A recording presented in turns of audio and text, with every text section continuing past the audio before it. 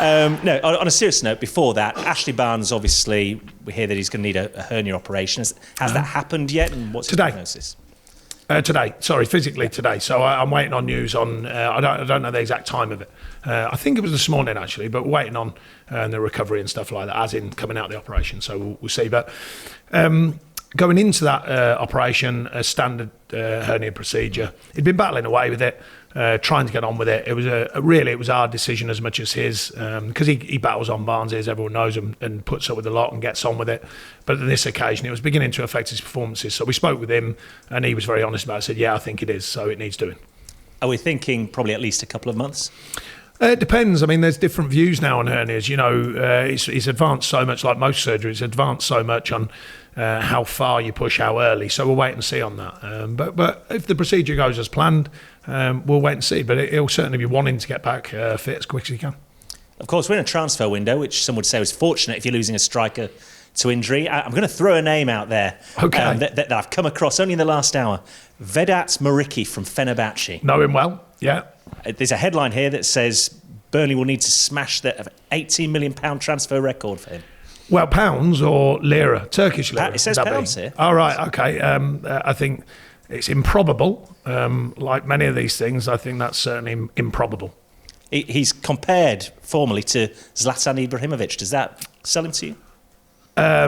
Which answer would you like? I'm not quite sure there's that much strength in the story, to be fair. And if it's anything like 21 million or whatever you said, 18 million, I would imagine not. On a slightly more serious note, I know you've said... What do you mean? I was being serious. Always. Absolutely. I know you've said previously that transfer window is a difficult window to operate in, and obviously Burnley are a team that wants to live within their means as well. So with 2 weeks to go, are you actively looking to add to the squad? And if so, how optimistic are you? We are, but the challenge is always there. It's always been there. You know, we're never been freewheeling financially, as in throwing it around. It's not the case. You know, I'm never truly quite clear on what's available. So it's always a case of, you know, can we do something rather than here it is, go and get on with it. So there's that. There's also the idea that whatever you've got, unless, you know, most of the deals we've seen at the moment, there's a few or there's a few that seem like they're probably going to get done slightly lower level, but a lot of it is the big stuff, which often happens because certain clubs get to a situation where they'll pay what they need to pay. This club certainly doesn't do that. And that makes it even more tough. But within that, you still have to have the players available. And it's not just the fees. You know, I often get asked questions by Burnley fans, why aren't we spending this and spending that? Whatever fees you spend, don't forget, there's a contract that goes with them fees for the player and the agent and all them things. So it's not just whether you got the amount of money for a fee, it's the ongoing amount of money that is then used to make sure the player's happy, make sure the contract's right, make sure the agent's right. You know, there's a lot more to it than just the fee, and that can be a tricky thing, you know, to get across the line in a wage model that is certainly not market leading.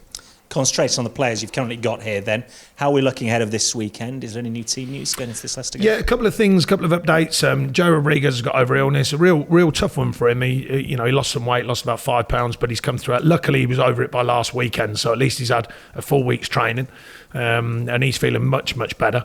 Robbie Brady, who's had a mixture of illness and a minor calf, he's back on the grass and had a good week. I'm trying to think now. Johan's had a week on the grass, but with the physio, so he's not with us yet. So he's unlikely for Sunday, but he's making good progress. And as I said at the time, the medical team didn't think it was a very serious one, but they had to be double sure because obviously he'd just come back from a hamstring. So he's feeling good about that, and he's trained, like I say, not with us but with the physios. So he's getting fitter and stronger. I think they're the main ones that have been injured. A few knocks. Oh, Woody had a small crack on his nose or a displacement on his nose, so he's had that pushed across sort of thing to realign. So it was only minor, but it still needed doing. Is the joke that he looks better for it? Or?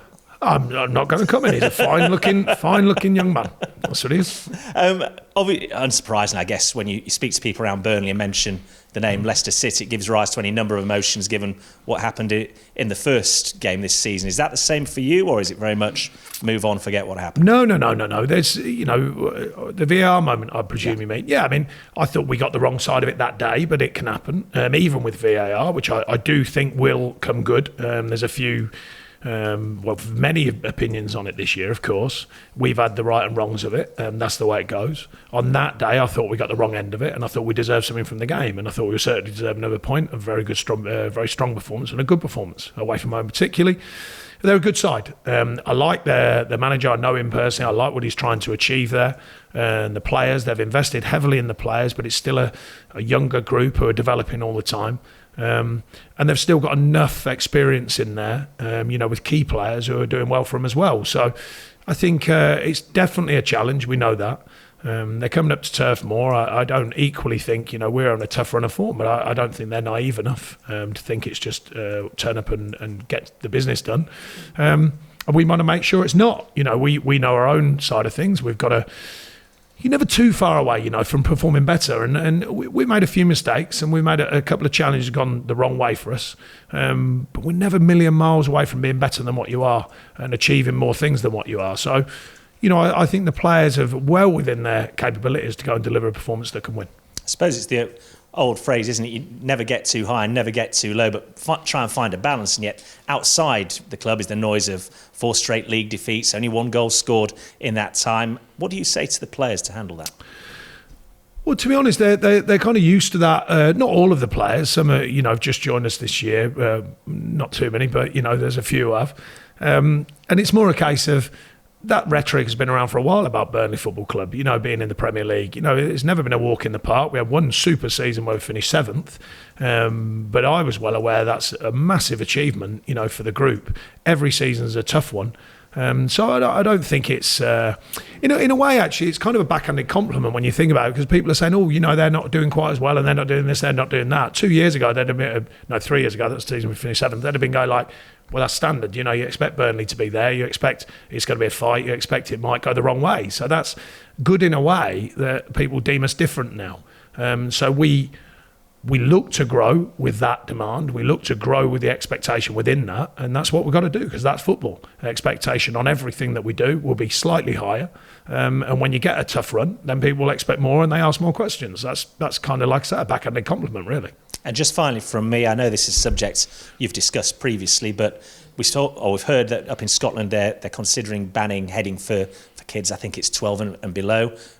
Your thoughts on that? Is that a good thing, or does it? No, it's not for me, but only because I must make it clear. I think there's that much technology now with use of other types of balls. You use sponge balls, you use soft balls. Because don't forget, at that age, technique is the key. And once you get the technique as right as you can, because it's a very tough skill actually to really master. But once you get the technique right, the chances of the ball doing as much damage, I don't know, by the way, scientifically I don't know, but I know from playing, when you head a ball cleanly and properly, you don't feel it hardly at all, in fact, So therefore, that's the technical side of it. If you get the technique right at a young age, by, as I suggest, probably using sponge balls, and you can make them as light as you like, and then as they get more mature, I think I mentioned before, they're like the inflated tennis balls that are the size of a football. They're a lot lighter. There's a different feel on the head. And like I say, no science to my words, just common sense. Then I would suggest that you can layer it up from a very young age with a sponge ball that's not going to hurt anyone, and get the technique right. And as the technique improves, then in theory you're in a better shape, better strength at whatever age the scientists can tell you, when the brain's, I presume, formed enough to maybe take a few knocks. But that's only a common sense view. I must make that clear. It's not a scientific view. I don't know the science on it. But heading's been the game forever, and it still will be. Never been more talk in the last 10 years of the ball being played on the floor. And yet when I was at Forest, who did play the ball on the floor, as you all know, Brian Clough used to have a saying, show me a player who can head the ball and I'll show you a player. So that was someone who wanted to play on the floor and still knew that he needed players in his team to head the ball and head it properly. So I don't think the game will change with that. So therefore I think the scientists, the technology, the common sense all comes together to hopefully allow the game a chance to move forward with heading in mind. Thank you. Thank you. Hi, Sean. Hiya. I'll get my transfer speculation question out early You as can. well. Not quite as exotic as Turkey, but Okay. Josh Brownell's a name that's been doing the rounds at Bristol City. Yes. Is he a player who is on your radar? Is a As type I of always say, player? there's so many players that we've been linked with. I think it gets more dramatic or more deeper or wider every year, probably because we've been in the Premier League longer. We try and look for players that we think could affect what we try and do. If we find the right ones, then we'd be interested. If we don't. If the finance is there, then we'll try and activate on it. So there's so many names we could throw around all day. Yeah, you're taking away then the player individually. Is that sort of... No, I haven't taken them away. I've just said there's sorry, many as players in- out there that we could be linked with everyone and anyone. As in moving away from individual names, is that sort of player a youngish player, early 20s, plenty of experience? Any player that we Is that think is capable of increasing the capacity of the team currently and in the future, and ideally if we could sign enough players where we cover all of them things, then that would be helpful. But it's not always that easy. It's always the thing with recruitment in football now. It's on paper it's a very, very easy situation. Most managers, including myself, have a strong feeling of what they need, what they could do with for now, for the mid-term and the long term. Then you have to speak to the business people at the club and decide how much money you've got to do all that. And then it starts getting a little bit more complicated. And then you go looking in the market and go, well, it's even more complicated. And then you look at the contracts of players and what they're probably going to want. And then it's even more complicated. And then you've got to find a way of all that coming together. And in theory, not just times one, times more than one. So it's not an easy task. You've mentioned something there actually about never sort of truly knowing what is available in terms of... were you talking about a budget there in terms of from the... Yeah, I mean, we worked in a way that, it's what is available and then go and talk about it. Not the reverse way around where this is available and then you go and activate. So that can be tricky in itself, 'cause you're never quite sure what level of the market you're shopping in. But even despite that, it's very difficult. The market in general is very difficult. We have done well with it over the years I've been here. And we look to do well with it again if and when we can activate. Is that approach what you've worked with here at Burnley? Yeah, ever since I've been here, yeah.